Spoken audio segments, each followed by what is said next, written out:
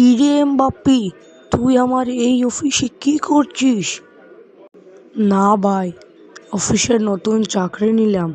আমাকে Real Madrid club থেকে বের করে দিয়েছে। রিয়াল মাদ্রিদ ক্লাবে তোর ভাত জুটবে না। তুই এক কাজ কর, তুই আমার অফিসে চাকরি কর, ভালো বেতন দিব, ফুটবল খেলা ছেড়ে দে। আপনি একটা কথার মতো কথা কইছেন, কিন্তু আমি কিভাবে ফুটবল খেলা ছাড়বো? 2022 সালে যে কাতার বিশ্বকাপে ফাইনালে উঠলাম, একটা কাপ নিয়ে নেই, তারপর আমি ফুটবল খেলা ছেড়ে দিব? এটা তোর ব্যাপার, তুই একবার ভেবে দেখ। ভালো একটা বুদ্ধি দিলাম। আমার এই কোম্পানিতে মেসি, নেইমার, রোনাল্ডো সহ বড় বড় ফুটবলার চাকরি করে মাসে লক্ষ লক্ষ টাকা আয় করে। দেখ, তুই যদি ঢুকে যাস, আমার একটা কর্মচারী বৃদ্ধি পেল, তোকে ভালো বেতন দেব।